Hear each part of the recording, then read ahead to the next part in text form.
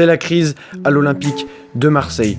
Des mauvais résultats, une humiliation en Ligue des Champions avec en prime un record de 13 défaites consécutives dans la compétition, des problèmes financiers, des tensions entre les joueurs et des joueurs presque détestés par leurs supporters. Tout va mal à l'Olympique de Marseille, on va essayer de voir pourquoi dans cette vidéo. Alors tout d'abord, il y a deux facteurs de crise principaux dans le football. Alors déjà, c'est la crise des résultats, la crise sportive et également la crise financière. On peut voir que l'Olympique de Marseille est déjà dans ces deux crises parce que certains clubs qui sont bien financièrement sont très mal au niveau des résultats. Je pense à Schalke 04 pour donner un très bon exemple. Je vais donner un autre exemple en Ligue 2, le Chamois Niortais qui normalement est un club qui joue le maintien, là joue plutôt le milieu de tableau, alors qu'il y a beaucoup de problèmes financiers. Et bien sportivement ça va bien pour le Chamois Niortais en Ligue 2. Et bien malheureusement les deux facteurs de crise sont présents à l'Olympique de Marseille. On va voir pourquoi ces facteurs de crise sont présents et on va voir par quoi ils sont caractérisés dans cette vidéo pour essayer de comprendre pourquoi tout va mal à l'Olympique de Marseille. Donc pour commencer déjà, un petit point statistique avec la crise de résultats actuels de l'Olympique de Marseille. Donc sur les 9 derniers matchs, toutes compétitions confondues, donc il y a de la Ligue 1, il y a également le trophée des champions, donc c'est déjà 6 défaites pour l'Olympique de Marseille, notamment une défaite face à Nîmes, qui était bon dernier du championnat avant la rencontre, une défaite face au Racing Club de Lens, un promu, il y a la défaite face au Paris Saint-Germain, les limites de toujours dans le trophée des champions. Il y a également 2 matchs nuls contre Dijon et Reims, 2 équipes qui sont bas de tableau, qui sont très très mal classées. Et il y a seulement une victoire qui était face à Montpellier, donc 3 buts à 1. Pour ce qui est des buts marqués, seulement 9 petits buts marqués lors de ces 9 derniers matchs, dont 3 face à Montpellier, aucun but marqué face à Lens, aucun but marqué face à Dijon, qui est l'une des équipes les plus mal classées du championnat. 3 buts marqués sur le match face à Montpellier, donc on enlève le match face à Montpellier, ça fait 6 buts marqués en 8 matchs, et c'est catastrophique pour l'Olympique de Marseille, d'autant plus qu'ils ont encaissé 14 buts sur ces 9 derniers matchs. Pour une équipe qui est censée jouer les places qualificatives à la Ligue des Champions, c'est beaucoup trop. Voilà, donc on a expliqué déjà tout ça, on a vu en statistique la crise de l'Olympique de Marseille. Mais avant de passer aux autres caractéristiques de cette crise sportive et financière, il faut que je vous explique tout d'abord une chose, c'est tout simplement qu'en fait la crise sportive, c'est l'image de tout ce qu'il y a derrière en fait. Donc la crise sportive en soi, c'est presque le moins important. Ce n'est que la conséquence de causes, et les causes en fait qu'on va voir, ce sont tout simplement les caractéristiques de cette crise sportive. Voilà, donc c'est un cercle vicieux qui est à l'Olympique de Marseille et que on va analyser tout simplement dans cette vidéo. Cette fois-ci, on se lance pour de bon avec ces mauvais résultats. Alors déjà, pourquoi il y a ces mauvais résultats? Alors déjà, c'est une tension entre les joueurs, on va pas se mentir.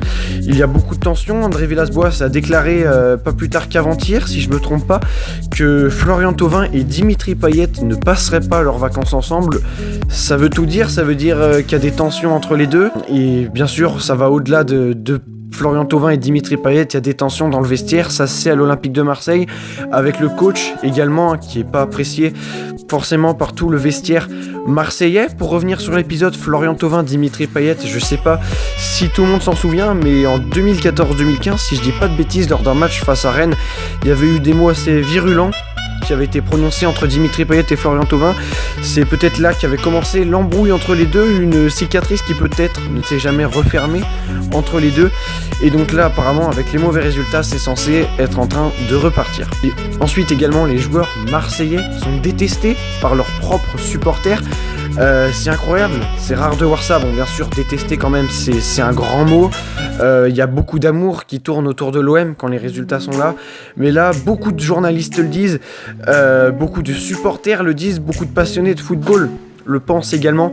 C'est que heureusement pour l'OM qu'il n'y a pas les supporters dans le stade. Il y a eu des banderoles, il y a eu des messages passés par les supporters pour les joueurs dans les tribunes qui étaient assez durs, hein. Bon, je vais pas vous les citer, vous voyez de quoi je veux parler. Toute cette pression qu'il y a à l'Olympique de Marseille et le fait que les joueurs n'aient pas en fait spécialement de soutien quand il y a des mauvais résultats, qu'il y ait beaucoup de haine qui tourne autour des joueurs, autour de leurs mauvaises prestations. C'est sûr que c'est difficile de se relever. Alors bien sûr, quand l'OM parviendra à se relever, j'en suis persuadé, les Marseillais vont se relever dans cette saison.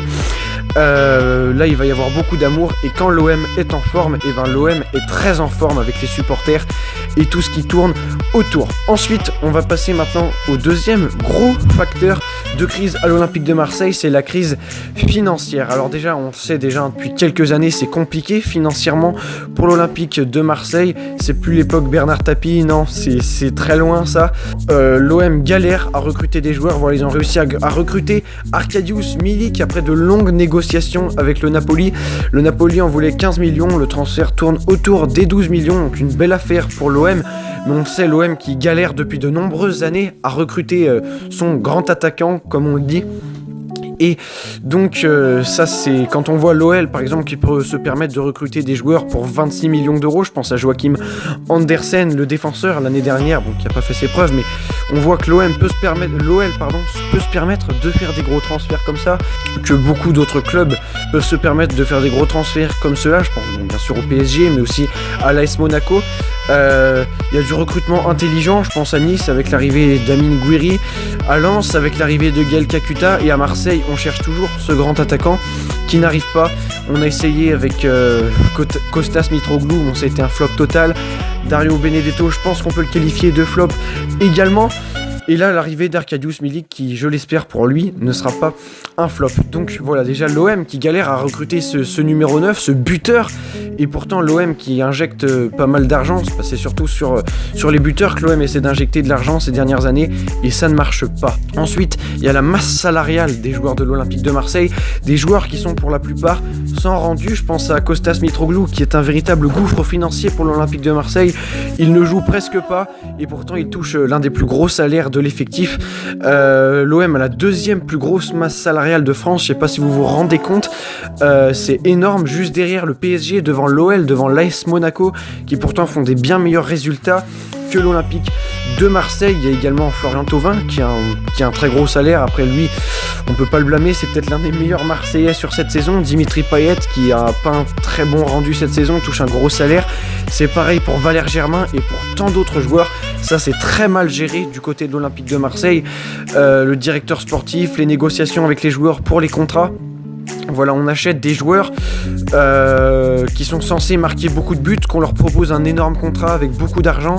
Ils sont sans rendu, on les fait signer pendant de nombreuses années, et au final, qu'est-ce qui se passe? Ces joueurs, ils sont sans rendu, ils finissent sur le banc, personne ne veut les acheter d'autres clubs, et donc c'est des véritables gouffres financiers. Donc voilà, après bien sûr il y a encore plein d'autres facteurs de crise à l'Olympique de Marseille. Je vais pas parler de la crise du coronavirus, le stade qui est vide, on sait que l'OM c'est un stade qui se remplit très très bien, le Vélodrome ça rapporte beaucoup d'argent.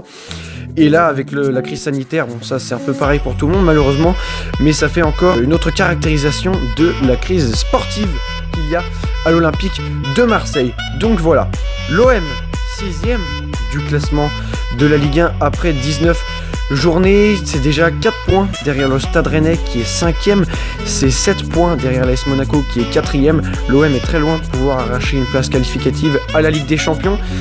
On parle souvent des matchs en retard, mais là l'OM à l'heure où je tourne cette vidéo est à 4 points derrière le Stade Rennais, et à l'heure actuelle ils ont tous les deux 20 matchs de jouer, donc voilà. Et oui, 20e journée, pardon, pas la 19e. Donc voilà, l'OM est très loin d'une place qualificative en Ligue des Champions. De toute façon, à quoi bon aller en Ligue des Champions si c'est pour faire ce qu'ils ont fait cette saison? Et la 6ème place n'est même pas qualificative pour l'Europa League. Donc voilà, c'est la crise à l'OM. Une défaite au Trophée des Champions qui aurait pu mettre un peu de couleur dans cette triste saison marseillaise. Eh bien, il n'en est rien. Voilà, l'OM a perdu ce Trophée des Champions.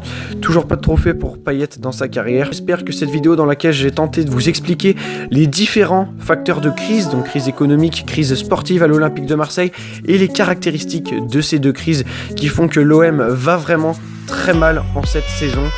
On ne cesse plus d'en parler tout simplement. Les mauvais résultats, l'humiliation en Ligue des Champions, la défaite au Trophée des Champions, bref.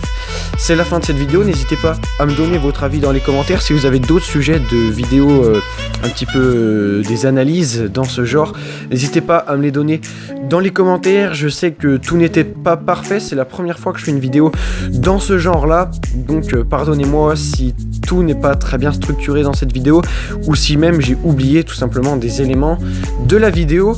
N'hésitez pas à me le faire savoir dans les commentaires, et surtout, lâchez un gros pouce bleu si la vidéo vous a plu, et abonnez-vous.